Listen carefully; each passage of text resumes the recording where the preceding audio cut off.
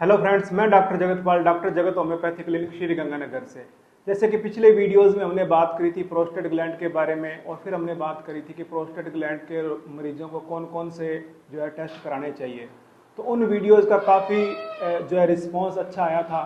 उसके बाद में आज की वीडियो में अपने बात करते हैं कि इनकंटिनेंस ऑफ यूरिन, यानी कि यूरिन लीक की जो प्रॉब्लम है उसके ऊपर होम्योपैथी का क्या व्यू है, और ये प्रॉब्लम क्यों होती है, किन लोगों को ज़्यादा होती है, कैसे होती है, इसकी रोकथाम कैसे कर सकते हैं, डाइट वगैरह के बारे में, इस चीज़ में वो क्या क्या ध्यान रख सकते हैं, इसके बारे में इस वीडियो में बात करेंगे।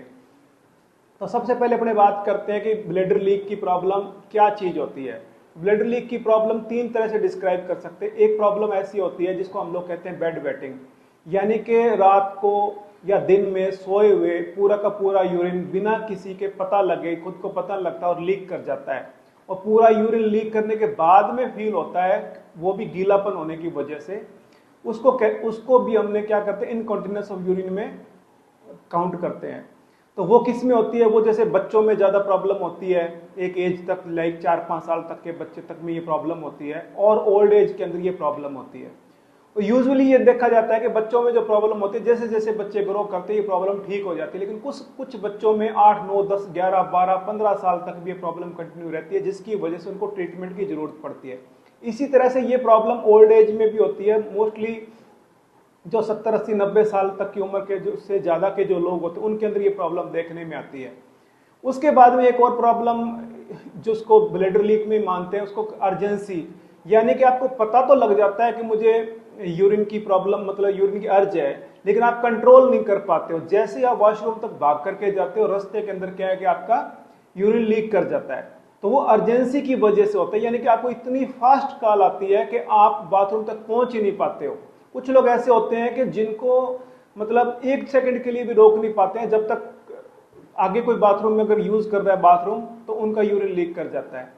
और फिर तीसरी प्रॉब्लम आती है कि ड्रॉप बाय ड्रॉप जो यूरिन लीक करता है, वो कैसे लीक करता है कि जैसे खांसी के साथ लीक कर जाता है, या छींक आई तो लीक कर गया, या आप कुछ एक्सरसाइज कर रहे हैं जैसे स्टेयर्स वगैरह चढ़ रहे हैं तो आपका यूरिन लीक कर जाता है। तो 3 पार्ट में इसको डिवाइड करते हैं। इन तीनों के अलग अलग कारण होते हैं।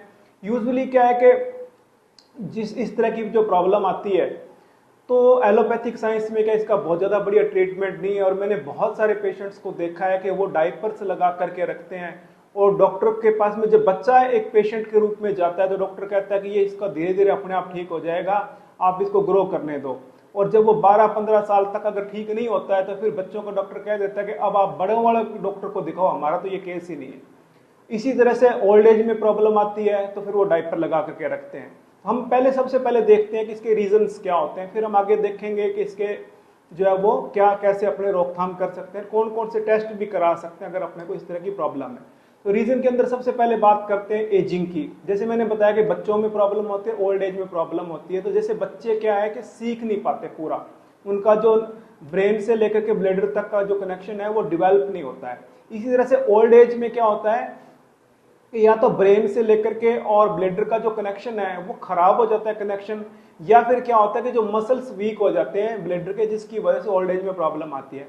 उसके बाद में एक मेजर प्रॉब्लम है यूटीआई, यानी कि यूरिनरी ट्रैक्ट में इन्फेक्शन होना।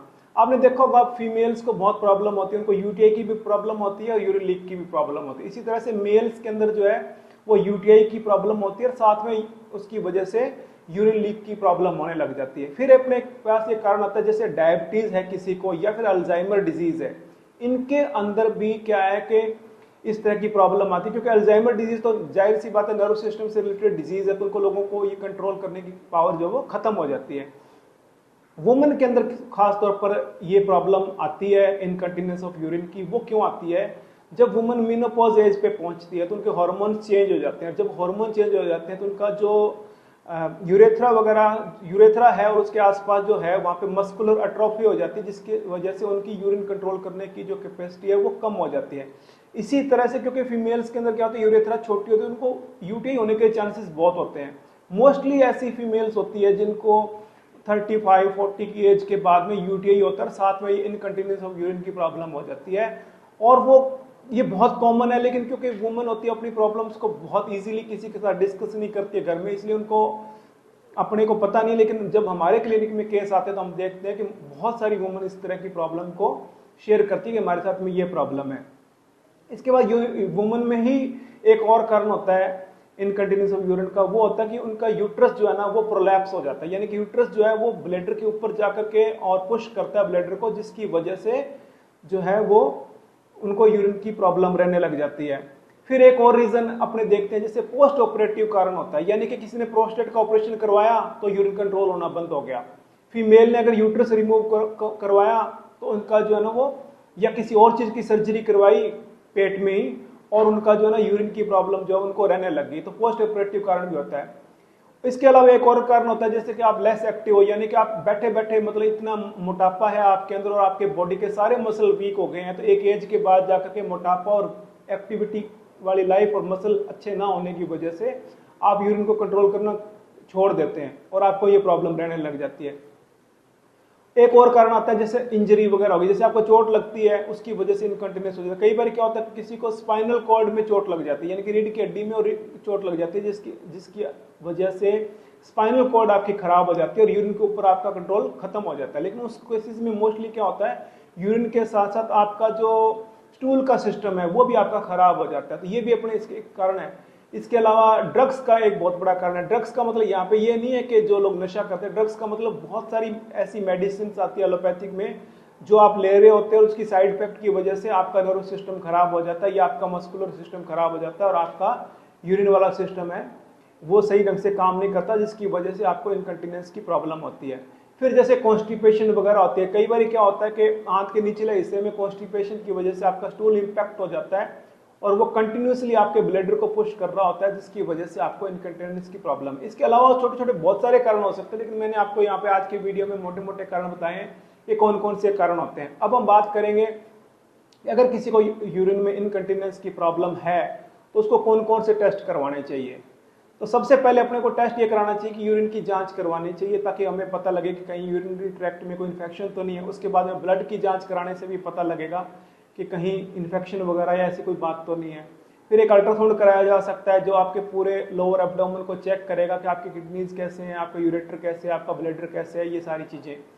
फिर एक और टेस्ट है जैसे कि एमआरआई या सीटी स्कैन अपने करा सकते हैं, वो इन केस वो हिस्ट्री से पता लगता है कि हमें कौन सा टेस्ट कराना चाहिए, क्योंकि अगर स्पाइनल कॉर्ड में अगर आपकी इंजरी है या स्पाइन में कोई फ्रैक्चर वगैरह हुआ है या आपको गिरने की हिस्ट्री है या हेड में कोई इंजरी हुई थी, तो उससे एक आइडिया लग जाता है कि अगर इंजरी हुई है तो हमें एमआरआई वगैरह कराना चाहिए। कभी कभी बॉडी में कोई ट्यूमर वगैरह भी होता है स्पाइनल कॉर्ड के आसपास, उसमें भी उस केस में भी अपने एमआरआई कराने से कंडीशन क्लियर हो सकती है। इसके अलावा जैसे फिजिकल एग्जामिनेशन का भी पता लगता है, कई बार चोट का पता लग जाता है फिजिकल एग्जामिनेशन में कि कोई चोट वगैरह लगी हुई है, तो उससे भी अपने को आइडिया लगेगा कि क्या प्रॉब्लम हो सकती है। अब हम बात करते हैं कि जिनको इस तरह की प्रॉब्लम है। देखिए इस वीडियो में मैं आपको साथ में किसी भी प्रकार की कोई दवाइयां नहीं बताने जा रहा हूं, क्योंकि YouTube के ऊपर दवाई बताने का मतलब ये नहीं कि आपका इलाज हो जाएगा। ये एक तरह का मतलब मिसगाइडेंस है कि ये दवाई ले लो, ये दवाई ले लो, ये दवाई ले लो। होम्योपैथिक में आपको पता है कि एक ही बीमारी से रिलेटेड सैकड़ों दवाइयां होती है, जो कि कंप्लीट आपकी हिस्ट्री देखनी पड़ती है, आपका कारण देखना पड़ता है, आपके सिम्टम देखने पड़ते हैं, उसके बाद में मेडिसिन डिसाइड करते हैं कि क्या मेडिसिन लेनी चाहिए। और हो सकता है कि आपकी मेडिसिन एक बार मेडिसिन देते हैं फिर उसकी मेडिसिन की पोटेंसी बदलनी पड़ती है या मेडिसिन चेंज करनी पड़ती है, कभी कभी क्या है पूरा का पूरा प्लान चेंज करना पड़ता है ट्रीटमेंट का। तो हम यहाँ पे सिर्फ वीडियो में डिस्कस कर रहे हैं जनरल चीज़ों के बारे में, इंफॉर्मेशन का वीडियो है, कि ये मेडिसिन बताने का वीडियो नहीं है। तो अपने आगे लास्ट पार्ट में बात करेंगे कि जिन लोगों को इस तरह की प्रॉब्लम है तो वो अपने डाइट में और अपने लाइफस्टाइल में क्या चेंजेस कर सकते हैं। तो सबसे पहला जो चेंजेस करना है वो तो ये करना है कि अगर आपको रिकरेंट यूटीआई होता है, यानी कि बार बार यूरिनरी ट्रैक्ट में इन्फेक्शन होती है, तो आप ये चेक करें कि आप पानी कितना पी रहे हो। कहीं ऐसा तो नहीं है कि आपको पानी कम पीने की वजह से आपको प्रॉब्लम हो रही है, तो अपने आप को हाइड्रेटेड रखना चाहिए। दूसरा ये है कि जैसे कि चाय कॉफ़ी वगैरह जो है जिसमें कैफीन की मात्रा ज़्यादा होती है, ये भी आपके नर्व सिस्टम को खराब करते हैं, तो आपको इसकी चीज़ों की मात्रा जो है कंट्रोल रखनी है। फिर एक और चीज़ आती है कि जैसे अल्कोहल है या जैसे स्मोकिंग है, जिसकी वजह से आपको नर्व सिस्टम जो है वो खराब होता है आपका, तो उसको भी अपने क्या क्या अवॉइड करना चाहिए। अगर आपको कॉन्स्टिपेशन रहती है तो या गैस्ट्रिक सिस्टम में कोई खराबी है तो आप फल सब्जियों की मात्रा ज़्यादा खा सकते हैं और फाइबर की मात्रा में ज़्यादा मतलब फाइबर ज़्यादा लेंगे तो आपको कॉन्स्टिपेशन की प्रॉब्लम नहीं होगी और अल्टीमेटली जो है आपको उससे बेनिफिट मिलेगा। मसल वीकनेस की जैसे मैंने बात करी थी कि कारणों के अंदर, तो मसल वीकनेस के लिए आप कीगल एक्सरसाइज कर सकते हो, या जैसे पेल्विक फ्लोर दूसरी एक्सरसाइजेज है वो कर सकते हो। यानी कि एक एक्टिव लाइफस्टाइल होना आपका जरूरी है। जो लोग नहीं कर सकते हैं उनके लिए तो नहीं है, लेकिन जो कर सकते हैं उनको एक पर्टिकुलर एक्सरसाइज प्लान करना चाहिए, ताकि आपको रोजाना आधे घंटे के आप बढ़िया तरीके से एक्सरसाइज करो, ताकि आपका सिस्टम जो है वो सही रहे। उसके अलावा रिसर्च में यह भी देखा गया कि विटामिन डी जो है जिन लोगों का कम होता है तो उनके क्या पेल्विक फ्लोर के मसल वीक हो जाते हैं। तो रेगुलर में आपको अगर विटामिन डी कम है तो आपको विटामिन डी की मात्रा भी लेनी चाहिए। ये कुछ चीजें मैंने बताई है, इनको करने से आपका जो सिस्टम है वो सही रहेगा। बाकी अगर आपको ज्यादा इन्फॉर्मेशन चाहिए या आपको ट्रीटमेंट का है कि मुझे ट्रीटमेंट कराना है, तो आप या तो हमारे नीचे डिस्क्रिप्शन में नंबर पे कॉल कर सकते हैं, या फिर अपने आसपास किसी अच्छे होम्योपैथी डॉक्टर को दिखा करके इसके ऊपर बात कर सकते हैं। क्योंकि होम्योपैथी क्या करती है, सिम्टम्स पे काम करती है। सिम्टम्स, हिस्ट्री, ये सारी चीज़ों को देख करके एक सही सिलेक्शन अगर मेडिसिन का करते हैं, और साथ में जैसे मैंने जो प्रिकॉशन बताए हैं डाइट के और वो करते हैं, तो इस बीमारी को बहुत अच्छे तरीके से कंट्रोल किया जा सकता है। अगर आपको हमारा वीडियो बढ़िया लगा हो तो आप इसको शेयर करें, लाइक करें, सब्सक्राइब करें हमारा चैनल, और अपने दोस्तों के साथ भी शेयर करते हैं। इसी के साथ मैं ये वीडियो खत्म करता हूँ। अगले वीडियो में हम किसी और टॉपिक पे बात करेंगे। Thank you very much.